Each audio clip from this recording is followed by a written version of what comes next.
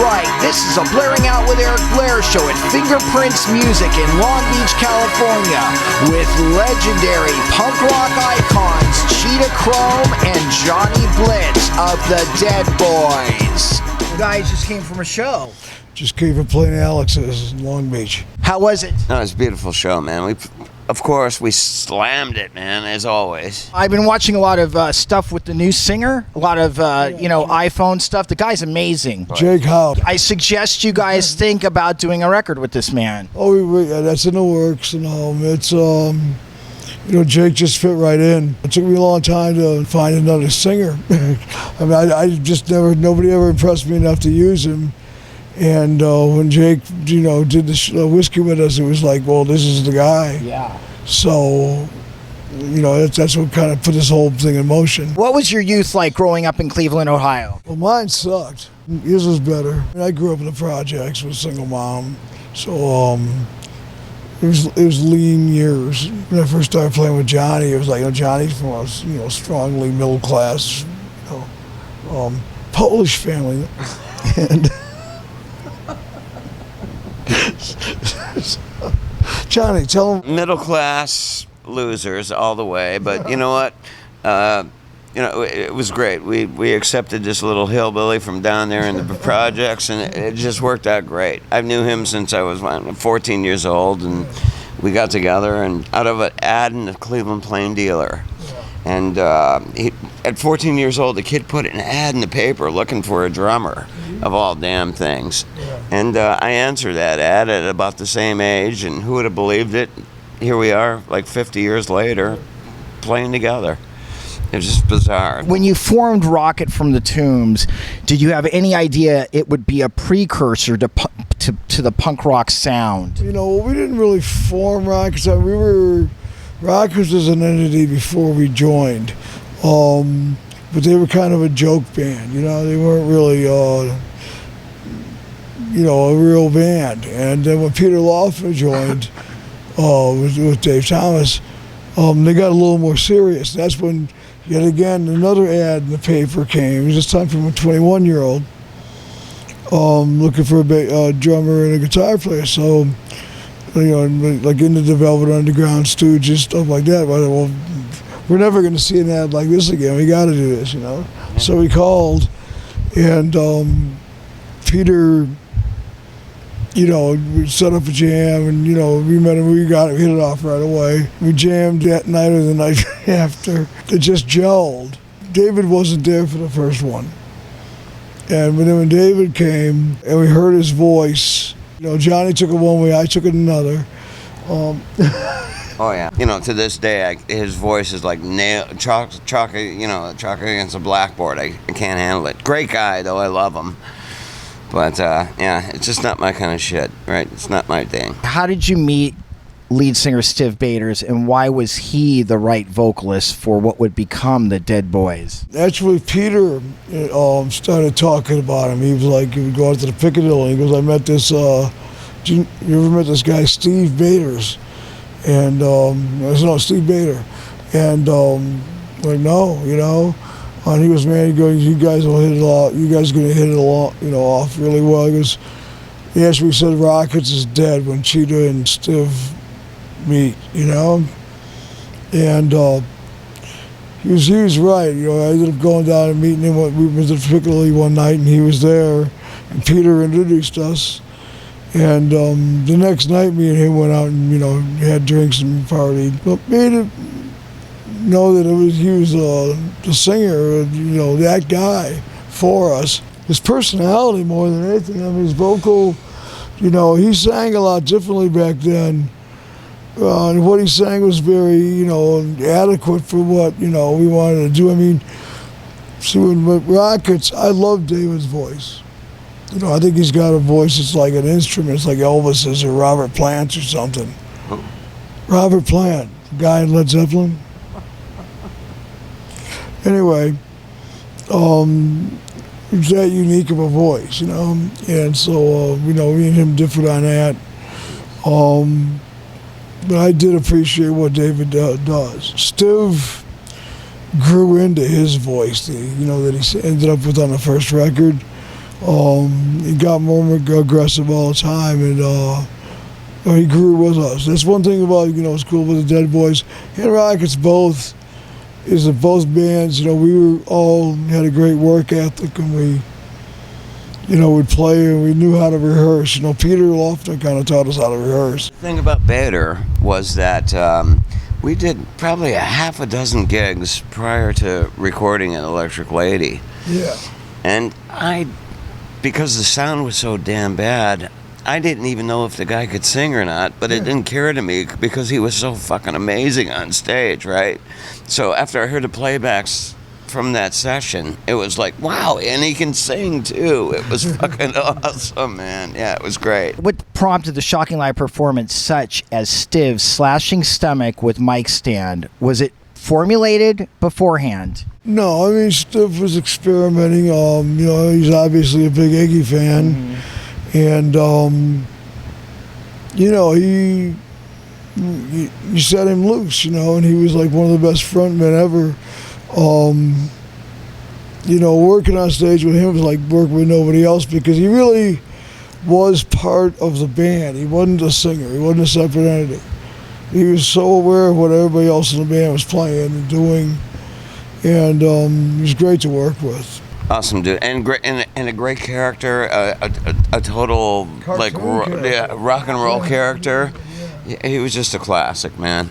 It was awesome to know him, and I love him till this day, and I always will. Johnny, there's a story that before he slashed himself with the microphone, he actually stuck his head in your kick drum. Is this true? Yeah, I used to do that all the time. Put his entire body in at one time. He would crawl into it, man. Yeah, he would crawl into it and, look like, He was a little guy, right? Smaller than me, like, I don't know, 5'4" or something, right? Yeah, he was more 100 pounds. More than his face into it. He put his whole damn ass into it. He was a scrawny little bastard. Is it true that Joey Ramone encouraged you guys to move to New York? Yeah, very much so. He, we met them in Youngstown. Stiv stayed in touch.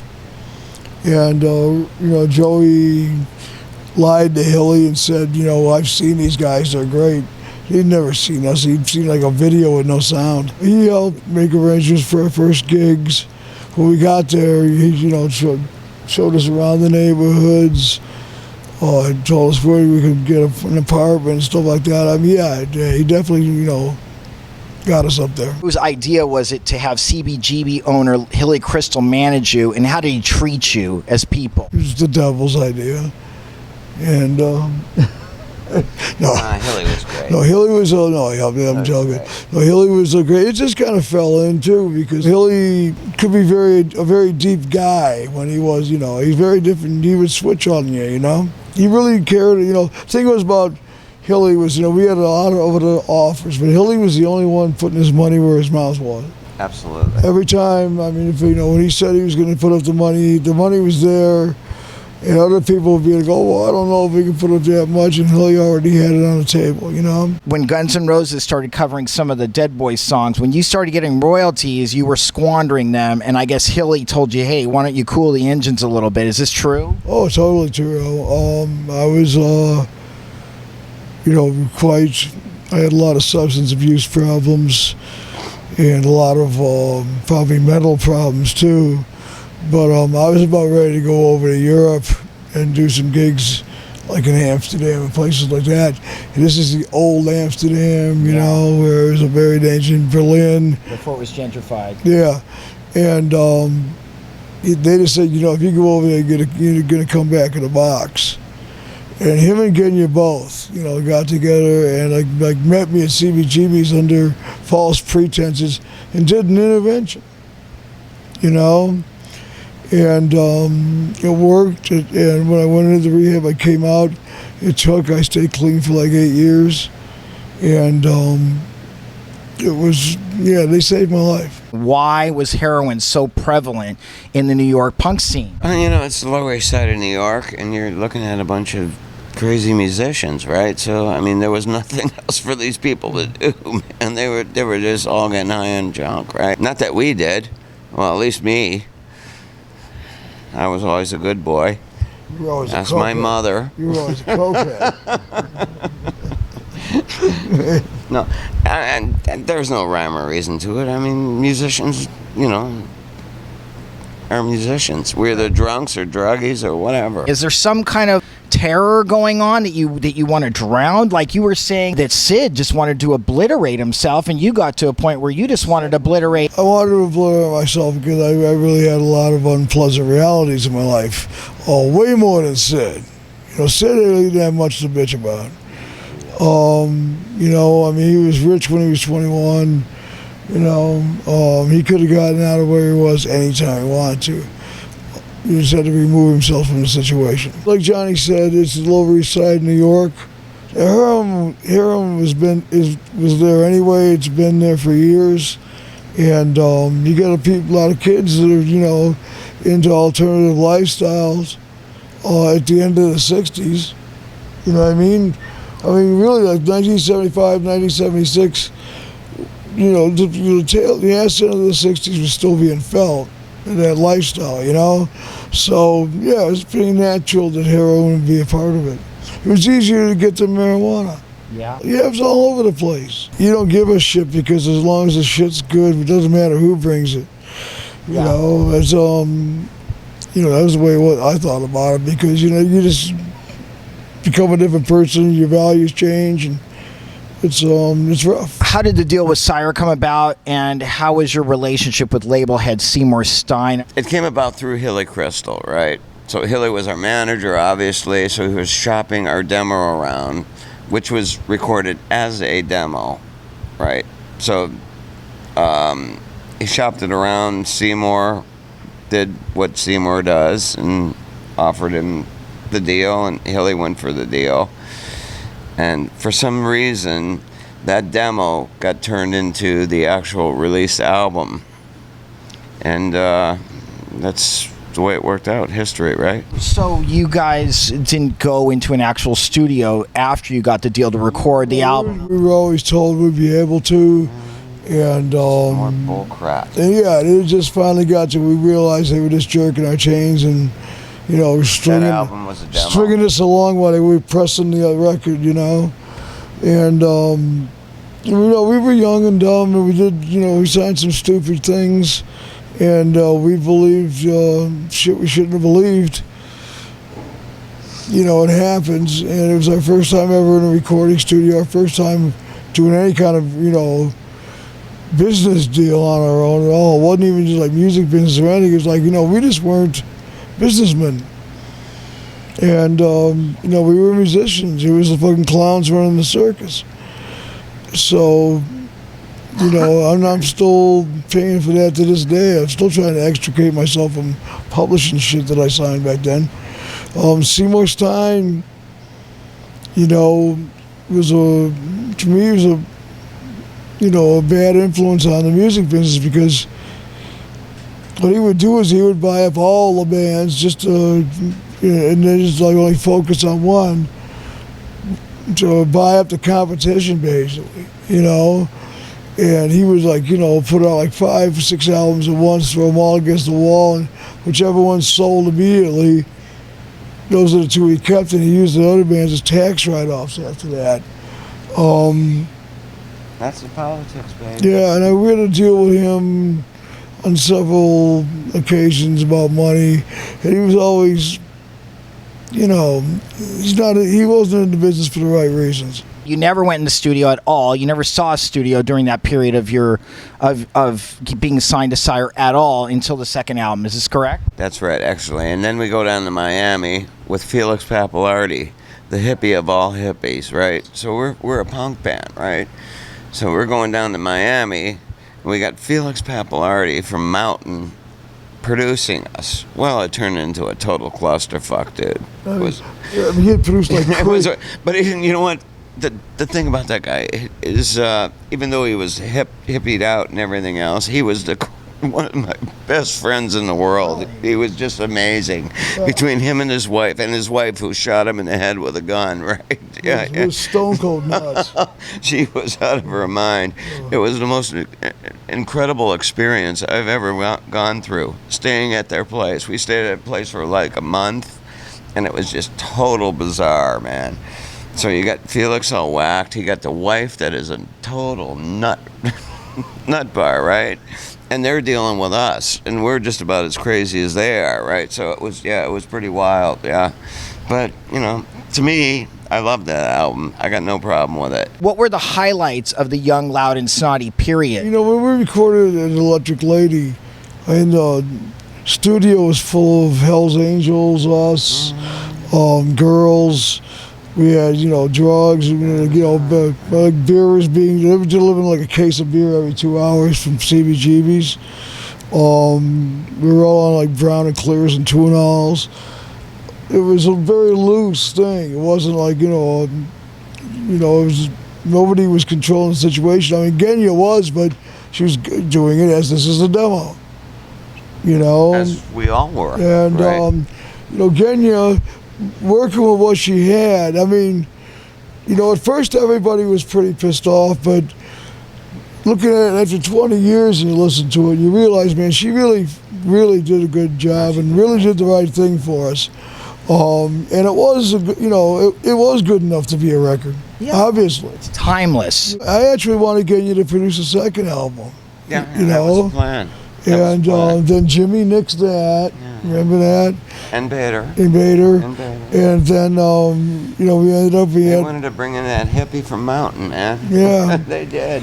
And it was, his experience was like producing like Cream and the Youngbloods. I mean, and he's producing the damn Dead Boys? It didn't make sense. And, I really liked the guy we first met in Cleveland, but then as soon as we got in the studio, me and him butted heads and did nothing but for the next 6 weeks. It was, me and him just had total... Yeah, it got a little ugly. It got ugly. Me and him had nothing but creative differences. What did you think was lacking overall in the second Dead Boys album, We Have Come For Your Children, and why? The producer understanding the band, the producer not letting the engineer do all the producing and while he's doing cocaine. There's a whole lot of reasons. The band was going through shit. I mean, we weren't really all that nice to each other during that period because we went off into factions because of this Felix guy, and also at that point, like Jimmy wrote more of the material on that record than I did, so Jimmy was like kind of, beating his chest a little, and and he took a more prominent position in the band for that recording, which I didn't resent, but it was just like, sometimes he's not the most tactful guy. Do you think there was a divide and conquer attitude in the studio recording that record? No, I wouldn't say that. I don't think maybe I'm wrong there too. Right? I think Seymour had it in mind. I mean, after the album was recorded, there was definitely a divide and conquer fucking attitude. There's no doubt about that. We came out of that a different band. Wow, it did. It wrecked that band. It did. It had to come in immediately after that, before we could go on tour again. Johnny got stabbed. So we got put on hold for like 6 months while he healed, which obviously had to happen. We weren't going to go without him. Sire wasn't very supportive of us during that period either. There was like no contact with them. They didn't give a shit. Hilly, was our manager, but there was nothing for anybody to do. So a lot of momentum got lost there. And once we started up again, the route was in. Johnny being stabbed 4 times. Yeah, it definitely changes things, no doubt. Yeah, exactly. You were DOA when you got to the hospital. I know. So yeah, of course it's going to change your perspective on life, right? So I got in a hospital, and but talk about Sire Records being pooping on us, right? They wanted me to go up right out as soon as I got in the hospital. Okay, you're going back on the road because the second album was released, and it's like, dude, I can't fucking do this, right? So they decided to get me a roadie that can play drums. So if I get a little bit tired, they can slide this roadie in to play drums. And it was brutal. Yeah. But that's all right. It was a good lesson. To Johnny's credit, he missed. That happened twice. It was one gig. Detroit. Yeah. No, it was Rochester, I thought. No, was it? Yeah. I can't even remember. Yeah, but it was one gig that Eugene played.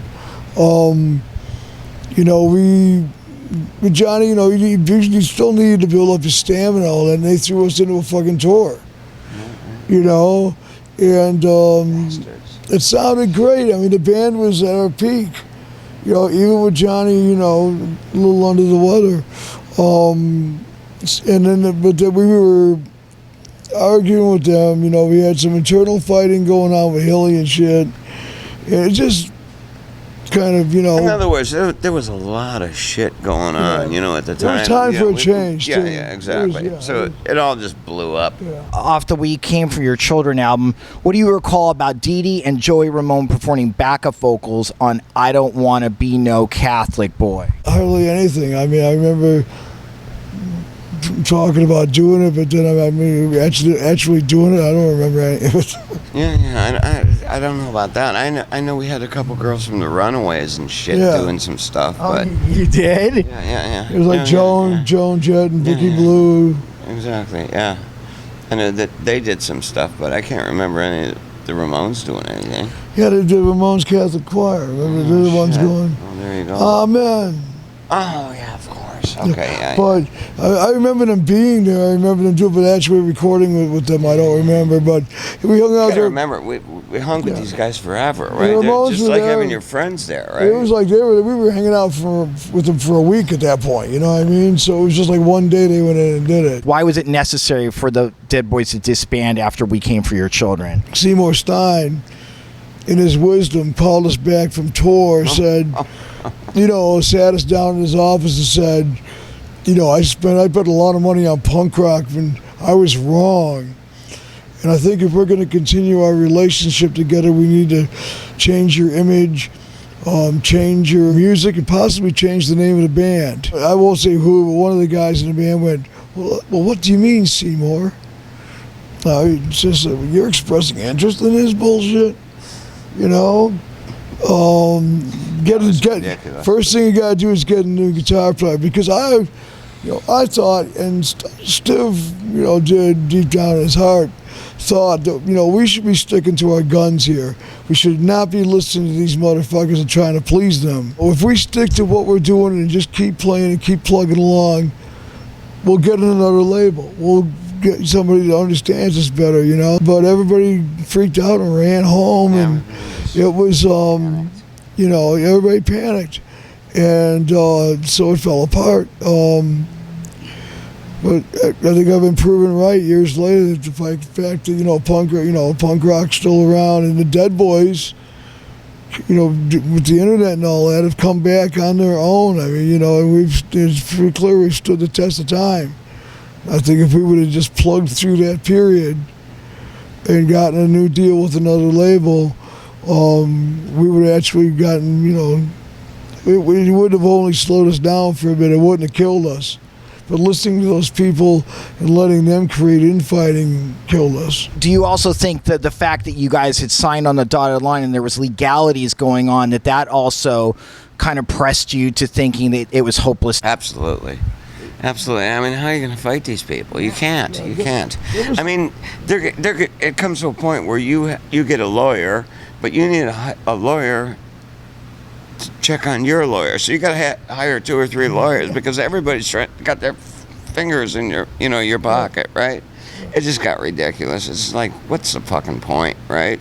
Just want to play music, right? Like, you know, Hilly had done side deals, you know, on publishings and things, and Seymour had done things, and, you know, it was just a can of worms that was gonna take forever to sort out. We had no fucking money, because they put a freeze on all our fucking assets, you know, right as soon as we broke up. It was just, we were put in a place where there was, you know, a lot of scared kids, really, with a lot of self-doubt, because we did not know why this was all happening, because, I mean, it seemed like everything was going good. The shows were selling out, people were loving us. You know, we thought it was going okay. How did you guys recruit SNL's John Belushi to play drums with the Dead Boys at the Johnny Blitz benefit? John Belushi was a friend of mine before any of that happened, so we lived maybe a half a block away. I had no idea who he was when I first met him, And when I did meet him, SNL was well into their, I believe, probably half of their first season.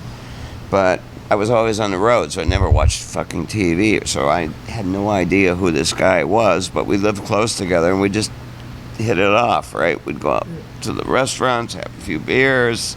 Had no idea who the hell he was, right? And, after about a month of that, my girlfriend said to me, you really ought to watch this Saturday Night Live thing because it's really funny. And then I watched it, and it was like, oh, man, Belushi's really fucking funny, man. So, yeah, it was cool. So we became, unfortunately, lifelong friends, but his life ended way too soon. What was he like as a person? He was a great guy. Yeah, he wasn't like his character. Me and him were close too. He was, wasn't one of those comedians that's always on.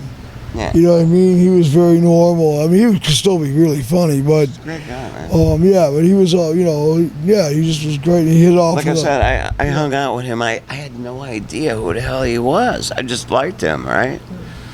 And he always told me he's a drummer and shit, so I thought he was a musician. You never knew when he was going to give you a buzz and want to go out for dinner or something like that, It was always normal stuff like that, Oh, yeah. It was like he'd always call up and be like, well, let's take I miss him terribly. our wives out to dinner. And everybody, like putting the guy that I knew together with this party monster that all these people talk about. Yeah, we partied some, but it was never out of control like I hear about. I think he was proficient. I'll tell you, I just watched the video about a month ago, and he did a hell of a job. I mean, he was going for some comedic effect because he was trying to look like he was struggling on the drums, right? And which, believe it or not, I mean, yeah, he was way faster than he was used to, but he was doing all right, Unfortunately, I wasn't there. I don't know. Yeah, it's pretty funny. But he was pulling off. But he looked, he was like, he was purposely getting this like nervous look on his face, like, during the middle part. And, he did it great. And then towards the end, he was like looking like he was slowing, like starting to drag and getting tired. And he did it great. The Blairing Out Show.